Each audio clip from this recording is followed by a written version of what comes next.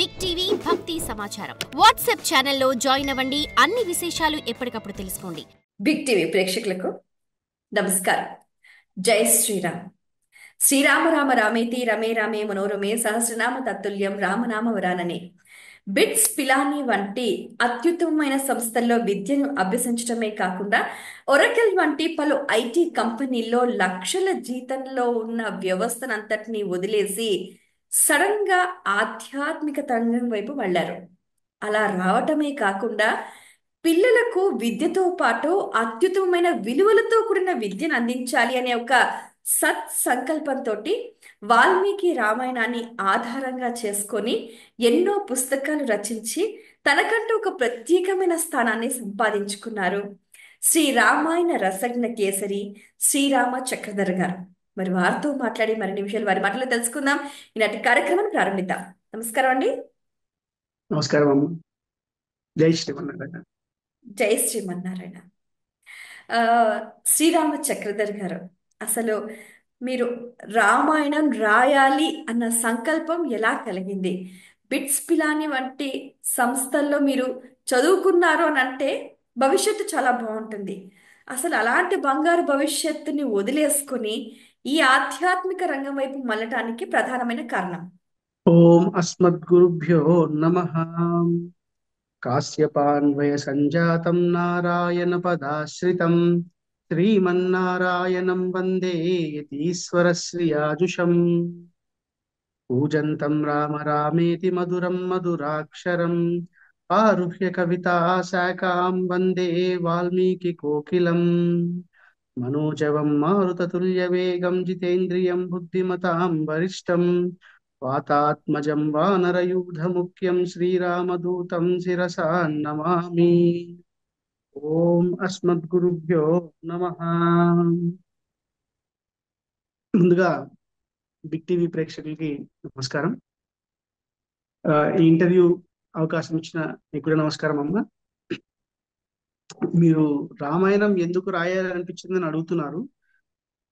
అయితే మీరు అన్నట్టు బిట్స్ పిలానీలో చదువుకోవటం అంత బాగుంటుంది, కానీ ఎప్పుడైతే మనకి ఏదైనా చేయాలి, మనం ఏదైనా ఒక ఇంపాక్ట్ క్రియేట్ చేయాలి అని అన్నప్పుడు చదువుతో పాటు, అంటే చదువు అంటే జ్ఞానం కదా, జ్ఞానంతో పాటు ఆచరణ కూడా చాలా ఇంపార్టెంట్ అన్నమాట. సో ఆ ఆచరణ ఎలా ఉండాలంటే మనిషిలా ఉండటం. అంటే అసలు మిగతా జంతువులకి మనిషికి తేడా ఉంది కదా.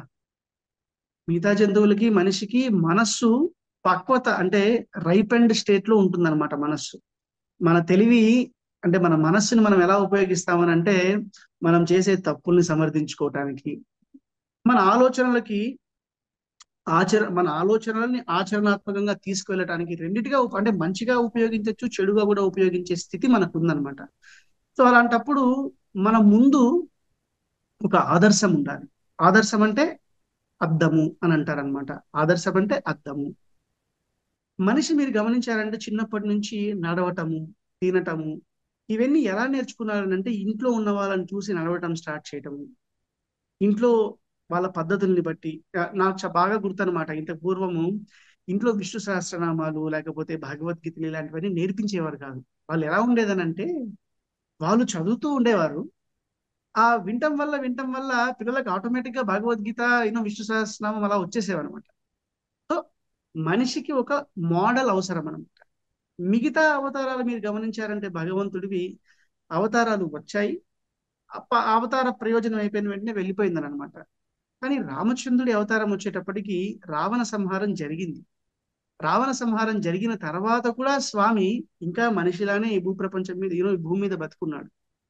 ఈ భూమి మీద రాజ్యాన్ని పరిపాలించాడు. దశవర్ష సహస్రాన్ని దశవర్ష శతాని చ రామో రాజ్యముపాసిత్వ బ్రహ్మలోకం ప్రయాస్యతి.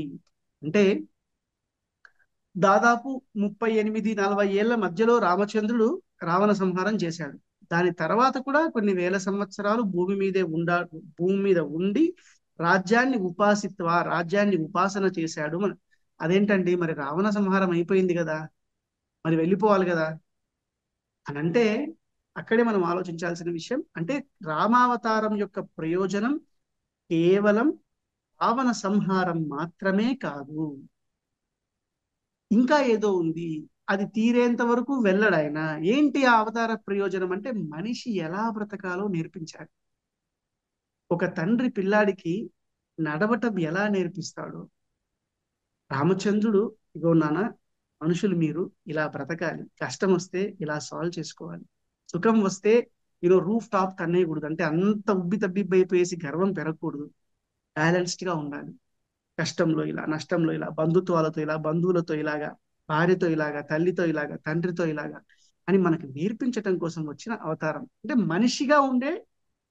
మనిషిగా ఆచరణ ఎలా చేయాలని చెప్పే అవతారం కదా. సో మరి అలాంటి ఆ అవతారం గురించి మనం మాట్లాడితే గాని మనిషి యొక్క జన్మకి సార్థకత కలగదు. అందులో మేము పెద్దల నుంచి విన్నది, ఆచార్యుల దగ్గర నుంచి విన్నది ఏంటనంటే, చిన్న పిల్లలు తెల్ల కాగితాలు లాంటి వారు. వారి మీద మనం ఏది రాస్తే అదే చూపిస్తారు. మరి వారి మీద మంచిని రాయాలి అని అంటే, మనిషి అయిన వాడి మీద మంచి అంటే రాముడి గురించే రాయాలి కదా, రామాయణం రాయాలి కదా. అందుకని చెప్పి ఇంత చదువుకున్నప్పుడు ఇలా మంచిని రాసే ఆ, వైపు మన ఆలోచన ఆచరణ సాగితేనే నేను చదువుకున్న చదువుకైనా ఈ జన్మకైనా సార్థకత లభిస్తుంది కదా అని పెద్దలు ఇచ్చిన ప్రేరణ ద్వారా ఈ మార్గంలోకి రావడం జరిగింది. సార్, మీరు ఒక 10 సంవత్సరాల పాటు మ్యాథమెటిక్స్ ప్రొఫెసర్గా ఐఐటి జేఈ వాళ్ళకి కూడా చాలా అద్భుతమైన గైడెన్స్ ఇచ్చారు, కోచింగ్ ఇచ్చారు, మంచిగా టీచ్ చేశారు. సో అది వదిలేసి ఈ వైపు వచ్చారు. మరి అక్కడ మీరు పొందలేనిది ఇక్కడ మీరు ఆధ్యాత్మిక రంగంలో పొందుతున్నారా? అంటే నేను ఆధ్యాత్మికవేత్తగా నేను చూసుకోవట్లేదమ్మా. అంటే అది చాలా పెద్ద పదం కదా, దానికి నేను తగునో లేదో కూడా మాకు తెలియదు. అయితే ఒకటి మాత్రం చెప్పగలను, మనం చదువుకున్న చదువు తర్వాత, అదో ఆ ఉద్యోగం అని అన్నారు కదా మీరు, ఆ ఉద్యోగం తర్వాత ఈ రామాయణాన్ని మనం రీసెర్చ్ చేయాలి అని అన్నప్పుడు పార్ట్ టైం గా నేను ఐఐటి ఎగ్జామ్స్ కి ప్రిపేర్ అయ్యే వాళ్ళకి ట్రైనింగ్ ఇచ్చేవాడిని అనమాట. ఆ ట్రైనింగ్ ఇస్తున్నప్పుడు ఎంతో మంది పిల్లల్ని నేను గమనించడం స్టార్ట్ అయింది. అంటే ఎందుకు పిల్లలు సక్సెస్ అవ్వలేకపోతున్నారు, సిన్సియర్ గా ఉన్న స్టూడెంట్స్ ఎందుకు సక్సెస్ అవ్వలేకపోతున్నారు, కొందరు స్టూడెంట్స్ ఎందుకు డిసిప్లిన్డ్ గా ఉండలేకపోతున్నారు అని పిల్లల్ని చాలా దగ్గరగా అబ్జర్వ్ చేయడం జరిగింది అనమాట. సో దానివల్ల నాకు జరిగిన హెల్ప్ ఏంటనంటే, ఇప్పుడు రామాయణాన్ని సామాన్యుడికి ఎస్పెషలీ పిల్లలకు దగ్గర చేయాలంటే ఎలాంటి స్ట్రాటజీస్ మనం తీసుకుంటే అది హెల్ప్ అవుతుంది, అది ఇంకా మనుషులకు దగ్గర అవుతుంది, పిల్లలకు దగ్గర అవుతుంది, విద్యార్థులకు దగ్గర అవుతుంది అన్న విషయము మీద బాగా ఒక ఎక్స్పీరియన్షియల్ నాలెడ్జ్ వచ్చింది. అంటే అనుభవం వచ్చింది. సో అక్కడ నేను టెక్నికల్ ఎడ్యుకేషన్ ఇచ్చాను, దానివల్ల ఎక్స్పీరియన్స్ వచ్చింది పిల్లల మైండ్ సెట్ ఎలా ఉంటుందని. ఇక్కడికి వచ్చేటప్పటికి ఆ రామాయణాన్ని మీరు గమనించారంటే, మేము రాసిన పుస్తకాలు ఏది తీసుకున్నా మీరు, అవి కేవలం ఏదో ఒక కథ గురించి అని కాకుండా దాన్ని నీ జీవితంలో నువ్వు ఎలా ఇంప్లిమెంట్ చేసుకోవచ్చు, ఆచరించవచ్చు అన్న మోడల్స్ తయారు చేశామన్నమాట. సో మీరు అన్నదానికి ఆ ఉద్యోగం నాకు రామాయణాన్ని ప్రజలకు దగ్గర చేయటం కోసం ఎలా తీసుకెళ్తే బాగుంటుందో ఆ జ్ఞానాన్ని, ఆ ఎక్స్పీరియన్స్ ఇచ్చింది అనమాట. సో తప్పకుండా అది అంటే భగవంతుడి ప్లాన్ చాలా పెద్దగా ఉంటుంది కదా, మనకు తెలియదు కదా. సో నేనైతే ప్లాన్ చేయలేదు. ఆ చదువు అయిపోయిన తర్వాత ఉద్యోగం చేయటం, ఉద్యోగం తర్వాత ఇలాంటి పార్ట్ టైం టీచింగ్ చేయటం, దాని తర్వాత దాంతో పాటు ప్యారల్ గా ఇలా రావటం అన్నది ఒకదానికొకటి హెల్ప్ చేసుకున్నాయి. అందుకే పుస్తకాలు ఆచరణాత్మకంగా వచ్చాయని మేము అభిప్రాయపడుతున్నాం అన్నమాట. సార్, ఇప్పుడు నిఫ్ట్, ఐఐటి, ఎంసెట్ కి ప్రిపేర్ అయ్యే వాళ్లకు ఈ రామాయణం అందులోని కథలు ఏ విధంగా హెల్ప్ అవుతాయి అంటారు? ఇప్పుడు చూడండి, ఎగ్జామ్ అంటే ఏదైనా కానీ ఒక ఆ, పరీక్ష. పరీక్ష అంటే నువ్వు నేర్చుకున్న దాన్ని ఎంత స్మార్ట్ గా నువ్వు ఇంప్లిమెంట్ చేయగలవు, అంతే కదా. ఇప్పుడు 3 గంటల్లో ఒక మనిషి భవిష్యత్తును మనం డిసైడ్ చేయలేం కదా. ఏ ఎగ్జామ్ ని మీరు తీసుకున్నా కానీ ఒక 3 గంటల ఎగ్జామ్ ఉంటుంది, లేకపోతే గంటన్నర ఎగ్జామ్ ఉంటుంది, ఇలా ఉంటుంది. కానీ ఆ ఎగ్జామ్స్ వేస్టా అంటే, ఆ ఎగ్జామ్స్ ఎందుకు ఏం ప్రయత్నం చేస్తున్నారంటే, అంత తెలుసుకున్నావు, ఒక టైం లిమిట్ లో నిన్ను నువ్వు ఎలా ఎగ్జిక్యూట్ చేసుకోగలుగుతావు అన్నదానికే టైం లిమిట్ పెట్టి ఎగ్జామ్ పెట్టారు. లేకపోతే 3 గంటల్లో ఒక మనిషి జీవితాన్ని, ఆ అబ్బాయి వాళ్ళ యొక్క లైఫ్ ని మొత్తం డిసైడ్ చేయడం అనేది అన్ఫేర్ అనిపిస్తుంది మనకి. కానీ ఏదో ఒక పారామీటర్ తో మనం జడ్జ్ చేయాలి, అవునా కదా. అందుకని 3 అవర్స్ అని పెట్టారు. ఈ ప్రయత్నంలో ఎవడు సక్సెస్ అవుతాడనంటే, వాడు నేర్చుకున్న దాన్ని హార్డ్ వర్క్ తోనే కాదు, స్మార్ట్ వర్క్ తో ఇంప్లిమెంట్ చేయగలగాలి. ఇది అందరికీ తెలిసింది. కానీ ఆ స్మార్ట్ వర్క్ అంటే ఏంటి, ఆ హార్డ్ వర్క్ అంటే ఏంటి, ఈ రెండింటిని కలిపి ఎలా చేయాలి.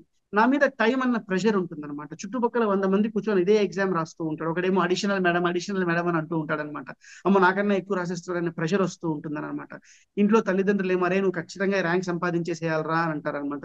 లేకపోతే ఇంకొకరేమో అమ్మ నువ్వు ఎంబీబీఎస్ అయిపోవాలమ్మా లేకపోతే కుదరదమ్మా ఇలా. అంటే ఈ ప్రెషర్స్, టైం ప్రెషర్, తర్వాత నువ్వు నేర్చుకున్నదంతా నీకు గుర్తుండటము, నువ్వు నేర్చుకున్నదంతా ప్రాక్టీస్ లోకి రావటం, ఇవన్నీ కలిపి ఒక చోట నీ మీద యాక్ట్ చేస్తున్నప్పుడు నిన్ను నువ్వు ఎలా ప్రజెంట్ చేసుకుంటావు అన్నదే కదా ఎగ్జామ్ అంటే. ఎగ్జామ్ అంటే ఇంత మించి ఏం లేదు. ఇన్ని ప్రెషర్స్ నీ మీద ఉన్నప్పుడు, ఇన్ని ఎక్స్పెక్టేషన్స్ నీ మీద ఉన్నప్పుడు, ఇంత ప్రిపరేషన్ నువ్వు చేసినప్పుడు అన్ని కలిపి ఏ విధంగా ఫ్రూట్ఫుల్ గా బయటకు వస్తుంది అని చూపించేదే ఎగ్జామ్. మరి రామచంద్రుడి జీవితం కూడా ఒక ఎగ్జామే కదా. అడుగడుగున రాముడికి జరిగింది పరీక్షనే కదా. అడుగడుగున సీతమ్మకు జరిగింది పరీక్షనే కదా. అడుగడుగున ఆంజనేయ స్వామికి జరిగింది పరీక్షనే కదా. ఆంజనేయ స్వామి ఎగ్జాంపుల్ తీసుకోండి మీరు. ఆంజనేయ స్వామి లంకను, సీతమ్మ అటు లంకలో ఉంది, రావణాసురుడు చెరబట్టాడని తెలిసిన తర్వాత అటు వెళ్ళటానికి అందరూ భయపడ్డారు. ఆంజనేయ స్వామి కూడా అబ్బా వెళ్ళలేమేమో అని అనుకున్నారు, అవునా కదా. అలాంటి సమయంలో జాంబవంతుడు వచ్చి ఏ హనుమ నువ్వు లేనాయనా, నువ్వు ఖచ్చితంగా చేయగలుగుతావు అని అన్నప్పుడు నేను వెళ్ళగలను అని ఒక ధైర్యం తెచ్చుకునేసి అలా సముద్రాన్ని లంఘించాడు. అంటే తను చెయ్యలేనేమో, ఇతరులు చేయలేనిది నేను కూడా చేయలేనేమో అని ఒక డీలా పడిన స్థితి నుంచి తను సాధించి అటు పక్కన లంక మీదికి వామహస్తం అంటాం కదా, అంటే ఎడమ పాదంతో లంకలోకి ప్రవేశం చేసేంత వరకు హనుమంతుడు చేసిన ట్రావెల్ ఒక ఎగ్జామే కదా.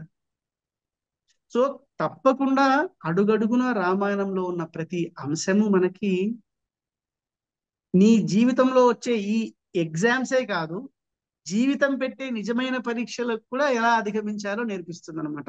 అత్యున్నత స్థితిలో అంటే మంచిగా నేను జీవితాన్ని గర్వంగా బ్రతికాను అని చెప్పుకునే విధంగా నిన్ను మనిషిలా బ్రతికేటట్టు ఎలా నీ జీవితం పెట్టే పరీక్షల్ని ఎదుర్కోవాలి అని రామాయణం నేర్పిస్తుంది అనమాట. టైం మేనేజ్మెంట్ అలాగే లాజికల్ థింకింగ్ అనేది స్టూడెంట్స్ కి చాలా అవసరం. ఈ రెండింటిని రామాయణం నుంచి ఏ విధంగా తీసుకోవాలంటారు? యా, టైం మేనేజ్మెంట్ అంటే ఏంటి, నీకు ఇంత టైం ఉంది, దీన్ని నువ్వు ఏ పనులకు ఉపయోగించుకుంటావు. నీ గోల్స్ ఇవి, నీ గోల్స్ 1 2 3 4, నీకు టైం 10 hours పర్ డే ఉంది. ఈ 10 hours ని నీ గోల్స్ ను సాధించటం కోసం ఎంత బాగా ఉపయోగించుకుంటావు.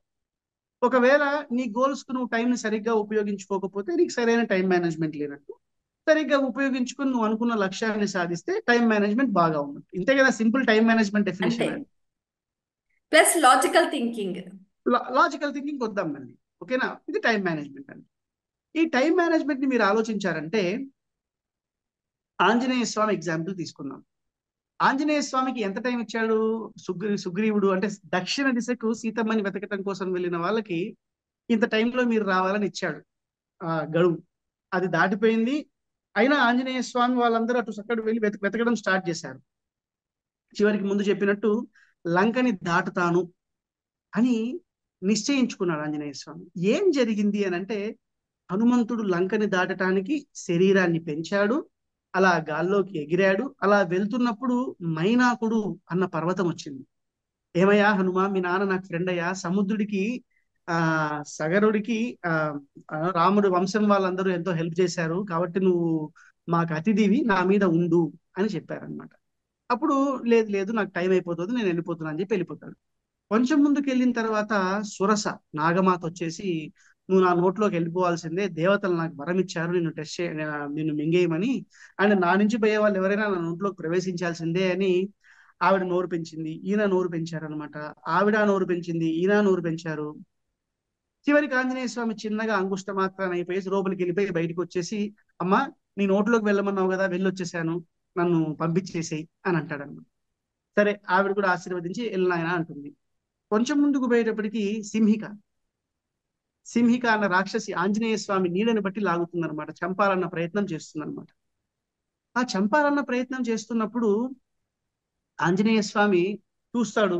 చూసి ఈవిడేంటి ఇంత పెద్దగా ఉందని ఆలోచించేసి ఒక మాట కూడా మాట్లాడ్డనమాట. సురసతో నాగమాతతో ఆంజనేయ స్వామి మాట్లాడినట్టు ఉంటుంది తప్ప సింహిక దగ్గరికి వచ్చేటప్పటికి ఒక్క మాట కూడా మాట్లాడు. ఆ సింహిక నోట్లోకి అలా ప్రవేశించేసి మొత్తం ఆవిడ్ని చీల్చుకొని బయటికి వచ్చేసి చంపేస్తాడనమాట. అటు లంక మీదకి వచ్చి తన అడుగును మోపుతాడనమాట. సో ఈ విధంగా సముద్ర లంఘనం చేసిన ఆంజనేయ స్వామిని మనం చూసామంటే టైం మేనేజ్మెంట్ కి అవసరమైన ప్రిన్సిపల్స్ 4. ఏంటి ఆ 4 అంటే ధృతి, అంటే నేను ఈ పనిని చెయ్యగలను అన్న ధైర్యం. రెండవది దృష్టి, అంటే ఫోకస్. ఈ పని నేను చెయ్యాలి, ఈ పని నేను చేస్తున్నప్పుడు, అంటే ఫర్ ఎగ్జాంపుల్ నేను యూపీఎస్సికి ప్రిపేర్ అవుతున్నప్పుడు మధ్యలో నాకు గ్రూప్ 1 గ్రూప్ 2 వచ్చింది, సాటిస్ఫై అయిపోదామా, సెటిల్ అయిపోదామా అని అనిపించేస్తుంది అనమాట. అలా కాదు, నా లక్ష్యం ఏంటి, సీతమ్మని చూడటము. ఇక్కడ మైనాకుడు పైకి వచ్చేసి నా మీద నువ్వు ఉండిపోయా, ఒక పండో ఒక పువ్వో ఒక తేనో తీసుకో, సుఖంగా ఉండు, తర్వాత వెళ్దు అని అంటాడనమాట. కానీ ఆంజనేయ స్వామి, నా లక్ష్యం రాముడి సేవ కాబట్టి నువ్వు నాకు మధ్యలో నాకు అవాంతర ఫలితానివి, అంటే డిస్టర్బెన్స్వి. మనకు అనుకూలంగా ఉన్న డిస్టర్బెన్సెస్ చాలా ఉంటాయి. మనం గమనించామంటే మనకి ప్రతికూలంగా, అంటే నెగిటివ్ గానో లేకపోతే మనకి వెనక్కి లాగేవి మనకి ఈజీగా అర్థమైపోతూ ఉంటాయి అనమాట. ఫర్ ఎగ్జాంపుల్ టీవీ చూడటము, ఎక్కువ మొబైల్ ఫోన్ చూడటము, ఇది తప్పు అని మనకు తెలుసు. కానీ ఫర్ ఎగ్జాంపుల్ మనం చదువుతున్నప్పుడు మన నాన్నో అమ్మో నాయనమ్మో తాతయ్య వచ్చేసి, అరే ఏం చదువుతావరా, ఇంతసేపు ఏం చదువుతావరా, ఇదిలే చదువుకో, రేపు పొద్దున్న లేదు కదా చదువు. ఇది ఏంటనంటే మనకు అనుకూలంగా అనిపిస్తున్న ఒక డిస్టర్బెన్స్ అనమాట. దీన్ని మనం గుర్తించగలగాలి. సో దీన్ని దృష్టి, ఫోకస్ అని అంటాం అనమాట. తర్వాత సురస దగ్గరికి వచ్చాం. సురస దగ్గరికి వచ్చేటప్పటికి మనం కొన్ని పనులు ఖచ్చితంగా చేయాల్సి ఉంటాయి. అంటే పొద్దున లేవటము, స్నానం చేయటము, లేకపోతే ఆహారం తీసుకోవటము, నీరు తాగటము, మన శరీరం యొక్క ఆరోగ్యాన్ని మెయింటైన్ చేసుకోవటము, మన కుటుంబంలో ఉన్న సంబంధాలను మెయింటైన్ చేసుకోవటము, ఇవన్నీ ఏంటి మన జీవితంలో ఖచ్చితంగా చేయాల్సిన. అయితే వీటిని చెయ్యాలా అని అంటే సురస దేనికంటే మనం జీవితంలో చేయాల్సిన పనులను రిప్రజెంట్ చేస్తుంది. అయితే ఆ పనులు ఎంత చేయాలి, నోటిలోకి వెళ్ళి బయటికి వచ్చేసేయాలి. అంతే తప్ప నోటిలోకి వెళ్ళి రోబనికి వెళ్ళిపోతానంటే ఆంజనేయ స్వామి అన్నవాడే ఉండేవాడు కాదు కదా. సో మనం చెయ్యాలనుకున్న పనులని చెయ్యాలి, కానీ ఎంతవరకు చెయ్యాలని అంటే మనకు శ్రీకృష్ణ పరమాత్ముడు చెప్తాడనమాట, యుక్తాహార విహారస్య. ఏ పనైనా చెయ్యి, కానీ ఎంతవరకు చేస్తావనంటే మోడరేషన్ అని అంటాం అనమాట. అంటే పరిమితితో, హద్దులు దాటి ప్రవర్తించకు, ఎంత అవసరమో అంత చెయ్యి. తిండి తినమన్నాం కదా అని చెప్పేసి నేను పిజ్జా ఒక 4-5 పిజ్జాలు తినేస్తాను అంటే మరుసటి రోజు ఎగ్జామ్కి ఏం చదువుకుంటాం కనుక, ఫుల్ నిద్ర వచ్చేసిపోతాం. సో చేయాల్సిన పని చేయాలి, అది ఎంతవరకు చేయాలో అంతే వరకు చేయాలి. దీన్ని ధృతి, దృష్టి, మతి అని అంటాం అనమాట. నెక్స్ట్ దాక్ష్యం. దాక్ష్యం అని అంటే సమర్థత. ఒక పనిని నువ్వు చేయాలనంటే నిన్ను వెనక్కి లాగే సింహిక లాంటి వాళ్ళు ఎంతో మంది ఉంటారు.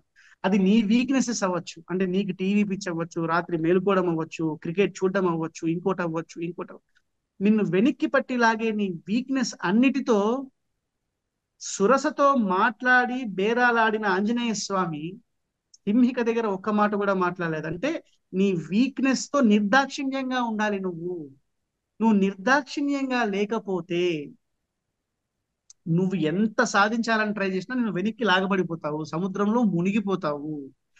సో మీరు గమనించండి, టైం మేనేజ్మెంట్ అని అంటున్నాం. ఈ 4ని ఇప్పుడు కంబైన్ చేయండి. ధైర్యం ఉండాలి, అనుకున్న లక్ష్యం పట్ల చిత్తశుద్ధి ఉండాలి, చేయాల్సిన పనులు చేయాలి, చెయ్యకూడని పనులు చేయకూడదు. ఈ 4ని మనం యూజ్ చేస్తే టైం మేనేజ్మెంట్ అదంతా కదే ఆటోమేటిక్. అసలు టైం మేనేజ్మెంట్ అన్న పదం కూడా అవసరం లేదు మనకి. ఆటోమేటిక్ గా నీ లైఫ్ టైం మేనేజ్మెంట్ కి ఎగ్జాంపుల్ అయిపోతుంది అనమాట. ఆంజనేయ స్వామి చక్కగా ఈ సూత్రాలు నేర్పించాడు. ధృతి, దృష్టి, మతి, దాక్ష్యం మనకు రామాయణం చెప్తుంది. సాధారణంగా లౌకికంగా ఉన్న ప్రజలకి ఏంటంటే ఒక అపోహ, రామాయణం అనగానే రాముడు సీత అన్ని కష్టాలే పడ్డారు, ఇప్పుడు ఆ కష్టాలు తెలుసుకోవడానికి మనం అవి చదవాలా అని అంటూ ఉంటారు. మీరేం చెప్తారు? మొదటిది, ఎంత రామాయణం తెలుసు మనకి అని మనం ఆలోచించాలి. ఎంత రామాయణం తెలుసు అంటే మీరు గమనించారంటే బాలకాండ నుంచి ఉత్తరాఖండ వరకు, కొందరు ఉత్తరాఖండం స్వీకరిస్తారు, కొందరు ఉత్తరాఖండం స్వీకరించారు. మనం ఉత్తరాఖండం కూడా స్వీకరించి మాట్లాడతాం. రాముడు 18వ సర్గలో పుట్టాడమ్మా. సో 18 సర్గల వరకు రాముడు లేడు. 18వ సర్గ నుంచి ఒక ఆ 18వ సర్గలో పుడతాడు. ఆ 18వ సర్గ చివరికి వచ్చేటప్పటికి విశ్వామిత్రుడు వచ్చేసి రాముని పంపించమని అడుగుతాడు, అవునా, బాలకాండలో. దాని తర్వాత నుంచి అంతా విశ్వామిత్రుడి స్టోరీనే. 73వ సర్గ 74వ సర్గ వరకు విశ్వామిత్రుల వారి స్టోరీనే ఉంటుంది. ఆయన ఏం చేశాడు, కుమార సంభవం ఎలా జరిగింది, తర్వాత వామనుడి కథ ఏంటి, ఇదే. అసలు రాముడి కథ ఏం లేదు అక్కడ. మధ్యలో మారీచ సుబాహుల్ని తాటకని చంపిన కథ తప్ప ఇంకేం లేదు. తర్వాత సీతా కళ్యాణం జరుగుతుంది. సీతా కళ్యాణం జరిగిన తర్వాత రాముడు సీత మధ్య జరిగిన లవ్ స్టోరీ అనండి, లేకపోతే వాళ్ళ ఇద్దరి పెళ్లి తర్వాత వాళ్ళు 12 సంవత్సరాలు గడిపారు అయోధ్యలో అని ఉంటుందే తప్ప ఏం చేశారు, ఎలా గడిపారు అని ఉండదన్నమాట. ఆ డీటెయిల్స్ ఏం లేవు. అంటే బాలకాండ మొత్తం చూసుకుంటే రాముడి గురించి సీతమ్మ గురించి మహా అంటే 3 సర్గలు 4 సర్గలు తప్ప ఎక్కువ స్టోరీ లేదు. అవునా? నెక్స్ట్ అయోధ్యకాండకు వచ్చారంటే మీరు, అయోధ్యకాండ అంతా కలిపి ఒక ఆ, వారం రోజుల స్టోరీ అమ్మ. మాక్సిమం వారం 10 రోజుల స్టోరీ. ఎందుకనంటే రాముడు రాజుని చేస్తాననటము, ఆ రామచంద్రుడిని మరుసటి రోజు అడవికి పంపించటము, అక్కడి నుంచి రాముడు వెళ్ళటము, భరతుడు రావటము, తిరిగి భరతుడు వెళ్ళి రాముడిని అడగటము, రాముడు తిరస్కరించి దండకారణ్యంలోకి ప్రవేశించటం. ఇంతే కదా స్టోరీ అయోధ్యకాండలో. అదంతా కలిపి ఎంత కాదన్నా ఒక నెల రోజుల స్టోరీ వేసుకోండి. అరణ్యకాండ ఒక్క శ్లోకంలో అంటే 3-4 శ్లోకాలలో 13 సంవత్సరాలు గడిచిపోతాయి. మిగతా స్టోరీ డీటెయిల్స్ ఏం లేవు. రాముడు ఈ ఋషి దగ్గర ఎన్ని రోజులు ఉన్నాడు, ఆ ఋషి దగ్గర ఎన్ని రోజులు ఉన్నాడు, ఈ ఋషి దగ్గర ఇంతే ఉంటుంది తప్ప ఎక్కువ డీటెయిల్స్ ఏం లేవు. తర్వాత జరిగింది ఎన్ని రోజుల స్టోరీ? మహా అంటే అది కూడా ఒక నెల రోజుల స్టోరీ. ఎందుకంటే శూర్పణఖ రావటం, తర్వాత రావణాసురుడు రావటం, తర్వాత కరదూషణులు యుద్ధం, శూర్పణఖ రావటం, తర్వాత కరదూషణులతో యుద్ధము, తర్వాత రావణాసురుడు, తర్వాత సీతాపహరణ. ఇంతే కదా. ఇది మహా అంటే ఒక నెల రోజుల స్టోరీ వేసుకోండి. కిష్కింధాకాండ కిష్కింధాకాండ ఒక 6 నెలల స్టోరీ వేసుకోండి. ఎందుకంటే రాముడు ప్రస్రవణ గిరిపైన 4 నెలలు వర్షాకాలం అని చెప్పి రెస్ట్ తీసుకుంటాడు. దానికి ముందు దాని తర్వాత సుగ్రీవుడి ప్రయత్నాలు అవన్నీ 6 నెలల స్టోరీ వేసుకోండి. కిష్కింధాకాండ తర్వాత వచ్చేది సుందరకాండ ఎన్ని రోజుల స్టోరీ? ఒక రాత్రి స్టోరీ అంతే. ఒక రాత్రి అంతే కదా. హనుమంతుల వారు బయలుదేరారు, రాత్రి సీతమ్మని వెతికారు, ఒక లంకా దహనం మొత్తం తెల్లవారుజామున చేశారు, మధ్యాహ్నానికల్లా ఇటు పక్క వచ్చారు. ఒక రాత్రి అంటే మీరు మహా అంటే ఒక రాత్రి కాబట్టి 2 days వేసుకుంటారంటే వేసుకోండి, నో ప్రాబ్లం. యుద్ధకాండ రాముడు అటు వెళ్ళటం, యుద్ధం చేయటం, తిరిగి రావటం. యుద్ధం అంతా కలిపి మనం ఒక 2 నెలలు వేసుకున్నాం. మనకు తెలియదు ఎన్ని రోజులు జరిగిందో యుద్ధం. అంటే కొన్ని నెంబర్స్ చెప్తారు, మనకి ప్రామాణికంగా మనం చెప్పుకోవాలి కాబట్టి నేను చెప్పట్లేదు. ఒక 3 నెలలు వేసుకోండి. సో మీరు అంతా గమనించినా కానీ ఇప్పటి వరకు యుద్ధకాండ వరకు ఒక సంవత్సరం స్టోరీ అన్నా ఉందాము. కానీ మీరు గమనించండి, ఈ ఒక్క సంవత్సరం స్టోరీ ఎంత పవర్ఫుల్ అనంటే, వాల్మీకి మహర్షి ఏదేది వర్ణించాడనంటే మనిషికి ఏది అవసరమో అది మాత్రం వర్ణించాడనమాట. అలా అని వర్ణించలేదా అని అంటే, అసలు సుందరకాండలో చూసారనంటే రావణాసుడి భవనాన్ని ఎంత గొప్పగా వర్ణించాడంటే, అశోకవనం బ్యూటీ ఎంత బాగా వర్ణిస్తాడనంటే, అయోధ్య యొక్క గొప్పతనాన్ని ఎలా వర్ణిస్తాడంటే, కిష్కింద అసలు వర్ణనలు అద్భుతం. ఆ 24,000 శ్లోకాలు విస్తృతంగా ఉంటుంది. కానీ ఆ విస్తృతమైన రామాయణ ఇతిహాసాన్ని దేనికి వాల్మీకి మహర్షి చెప్పాడనంటే, మనిషికి కష్టం వచ్చినప్పుడు ఎలా స్పందిస్తాడు, ఎలా స్పందించాలి, ఎలా స్పందించకూడదు, ఎలా స్పందిస్తాడు, ఎలా స్పందించాలి, ఎలా స్పందించకూడదు అని దశరథుడి ద్వారా, రాముడి ద్వారా, రావణాసుడి ద్వారా, కుంభకర్ణుడి ద్వారా, వాలి ద్వారా, తార ద్వారా, అహల్య ద్వారా, ఇలా అన్ని క్యారెక్టర్స్ ని పెట్టి నువ్వు ఎలా స్పందించాలి, స్పందించకూడదన్న ధర్మాన్ని, ధర్మ సూక్ష్మాన్ని నేర్పించాడు మనకి. సో రామాయణం అన్నది ఎందుకు మనకు చెప్పబడింది అంటే, కష్టం వచ్చినప్పుడు నువ్వు స్పందించే తీరల. ఇప్పుడు నీ కష్టం కోసమే, కష్టాన్ని అధిగమించటం కోసం నీకు ఆ రామాయణం అన్న కావ్యం నీ ముందుకు వస్తే అంత కష్టమే ఉంది కదండి. అంటే నువ్వు ఇప్పుడు ఎలా అంటే, నువ్వు సినిమాకి వెళ్ళి ప్రభాస్ హీరోగా ఉన్నాడు, లేకపోతే ఆ సినిమా హీరో ఇలా ఉన్నాడు అని అన్న వెంటనే అదేంటండి ఈ సినిమా మొత్తం ఇదే హీరో ఉన్నాడు, వేరే హీరో లేడని అంటే ఎలా ఉంటది? అసలు రామాయణం వచ్చిందే మనిషి కష్టం వచ్చినప్పుడు ఎలా స్పందించాలని నేర్పించడం, ఎలా స్పందించకూడదో చెప్పటం కోసం. అవునా కదా? కానీ మీరు గమనించండి, మీరన్న దాంతో పాటు ఇంకొకటి ఏంటంటే, సీతారాముల గుడి కడితే కష్టాలు వస్తాయి, సీతారాములని దండం పెట్టుకుంటే కూడా కష్టాలు వస్తాయని అంటారు. సీత అన్న పదం పెట్టుకోవాలంటే ఒక అర్హత ఉండాలి మీకు. సీతమ్మ పేరు తలుచుకుంటే కష్టమే భయపడిపోతుంది. సీతమ్మ పేరు పెట్టుకుంటే ప్రేమ అన్న పదం తల వంచుతుంది. సీతమ్మ పేరు పెట్టుకుంటే దృఢ సంకల్పము, శరణాగతి, పక్కన వాళ్ళ మీద ప్రేమని ఎలా చూపించాలి, ఎలా క్షమించాలి అన్న గుణాలన్నీ సీతమ్మ నుంచి నేర్చుకోవాలి కదా అని ఆ పదాలు నేర్చుకోవడం స్టార్ట్ చేస్తాయి. అలాంటి పేరు పెట్టుకుంటే కష్టాలు ఎందుకు వస్తాయమ్మా? ప్రాబ్లం ఏంటి తెలుసా? మనిషి అన్న వాడికి ఎవరైనా మంచిగా ఉన్నాడు అని అనిపిస్తే వాళ్ళని ఏదో విధంగా కలుషితం చేయాలన్న ప్రయత్నం చేస్తారనమాట.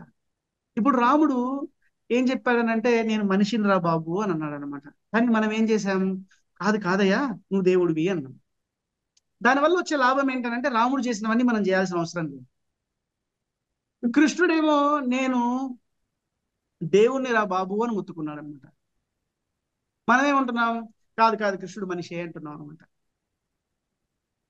కృష్ణుడు దేవుడిగా స్వయం భగవంతుణ్ణి నేనని ప్రకటించుకొని వచ్చాడు కృష్ణుడు. రాముడు ఆయన దేవుడైనప్పటికీ అది వెనకల పెట్టుకునేసి ముందు మనిషిలా ప్రవర్తించడం కోసం వచ్చాడు. రాముడిని మనిషి అని మనం అంగీకరించామనుకోండి, రాముడు ఆదర్శం అని మనం అంగీకరించామనుకోండి, సీతమ్మ ఆదర్శం అని మనం అంగీకరించామంటే వారిలాగా బ్రతకాలి. అయితే అది కష్టం కాబట్టి కొందరు ఏం చేశారనంటే, వారిని దండం పెట్టుకుంటే కష్టాలు వస్తాయి, వారి గుడి కట్టిస్తే కష్టాలు వస్తాయి, వారికి వారి వారి వారి కథ వింటే కష్టాలు వస్తాయి, ఇలాంటి ప్రచారాలు చేయడం స్టార్ట్ చేశారు. కాకపోతే మీకు ఒక అద్భుతమైన విషయం తెలుసా? రాముడిని పొగిడిన వాళ్ళకంటే రాముడిని తిట్టిన వాళ్ళు ఎక్కువ ఫేమస్ అయిపోయారు. రాముడి ప్రేమ అది. నువ్వు నన్ను పొగిడినా తిట్టినా కాదయ్యా, నా పేరు పలుకుతున్నావు, నువ్వు నా సంతానానివి, నన్ను తిడతావా? ఎంతో మంది రాశారు కదా పుస్తకాలు, ఎన్నో పుస్తకాలు రాశారు. మీకు తెలియదు ఏముంది చెప్పండి? రామాయణాన్ని విమర్శిస్తూ, రాముణ్ణి విమర్శిస్తూ ఎన్నో పుస్తకాలు వచ్చాయోనా? అలానే రామాయణాన్ని గురించి గొప్ప వ్యాఖ్యానాలు రాసిన వాళ్ళు కూడా చాలా మంది ఉన్నారనమాట. కానీ నేటి సమాజంలో రామాయణాన్ని విమర్శించిన వాళ్ళే ప్రసిద్ధి చెందారు. ఇది రాముడి గొప్పతనం. ఆయనని తిట్టిన వాళ్ళని కూడా ప్రసిద్ధి చేశాడనమాట. ఇంకా మరి ఆయనను పూజిస్తే వదిలేస్తాడమ్మా ఆయన? మిత్రభావేన సంప్రాప్తం నత్యజేయం కదంచన దోషో యద్యపి తస్యత్ గతామేత దగర్హితం. ఆయన నువ్వు నాతో స్నేహితుడిలా రానక్కర్లా, స్నేహితుడి వై రానక్కర్లా, మిత్ర భావేన, ఓకే నేను ఈయనకు ఫ్రెండ్ నేమో అన్న భావనతో వచ్చినా చాలు, నిన్ను నేను వదిలిపెట్టను, నిన్ను నేను కాపాడుతాను. రావణాసురుడు విభీషణుడు వచ్చి శరణాగతి చేస్తే సుగ్రీవుడు వద్దని అంటాడు. కానీ వాళ్ళందరినీ కన్విన్స్ చేసి సుగ్రీవ నువ్వు వెళ్ళి విభీషణుడిని తీసుకురా అంటాడు. మళ్ళీ సుగ్రీవుడు అక్కడికి వెళ్ళిన తర్వాత విభీషణుడు రాలేదేమో, రావణాసురుడు వచ్చాడేమో, మళ్ళీ నా దగ్గరికి అడగడానికి వస్తావేమో, నువ్వు అలా రావద్దు, విభీషణోవా, అది విభీషణుడైనా ఎదివా రావణ స్వయం, రావణాసురుడు వచ్చినా తీసుకొని రా, నా శరణాగతి ఇస్తున్నా నేను. ఎంత టార్చర్ పెట్టాడమ్మా రావణాసురుడు చెప్పండి? అలాంటి టార్చర్ పెట్టిన రావణాసురుడికి కూడా అభయం ఇస్తున్నానని అన్నాడు. అలాంటి టార్చర్ పెట్టిన రావణాసురుడు యుద్ధంలో చిక్కినప్పుడు రేపన్నా మారతాడేమో, ఈ రోజు వెళ్ళి రేపు రా అని చెప్పాడు. అలాంటి రావణాసురుడికి తలకొరివి పెట్టను నేను అని విభీషణుడు అంటే, నేను నిన్ను సోదరుడుగా ఇప్పుడైతే అనుకున్నాను, రావణాసురుడు నా సోదరుడే, మరణాంతాని వైరాని, మరణంతో వైరమంతా అయిపోయింది, నువ్వు ఆయనకు పెట్టాలి, లేకపోతే నేనే పెడతానని చెప్పాడు.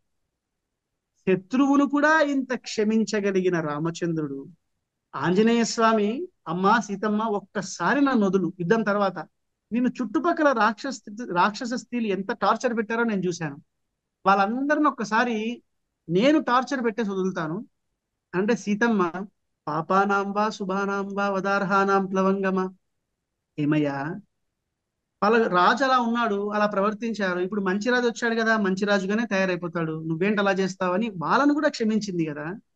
ఇలా వాళ్ళ పట్ల దోషాలు చేసిన వాళ్ళని కూడా, వాళ్ళకి కష్టాలు కలిగించిన వాళ్ళని కూడా క్షమించగలిగిన రాముడు సీత, మనం వారిని పూజిస్తే కష్టాలు కలిగిస్తారమ్మా? ఇది రామాయణాన్ని, రామతత్వాన్ని, సీతమ్మ వైభవాన్ని అర్థం చేసుకోలేని వాళ్ళు మాట్లాడే మాటలు. అంతే తప్ప, ఇప్పుడు పిల్లాడు ఉంటాడు, తండ్రి గారిని ఎగతాళి చేస్తాడు, అంత మాత్రాన తండ్రికి వచ్చిన లోటు ఏంటి చెప్పండి? పిల్లాడికి జ్ఞానలోపమని వదిలేయాలి తప్ప తండ్రికి వచ్చిన లోటు కాదు కదా. అలానే ఆ ప్రశ్నకు కూడా సమాధానం. For more videos like this, subscribe Big TV channel.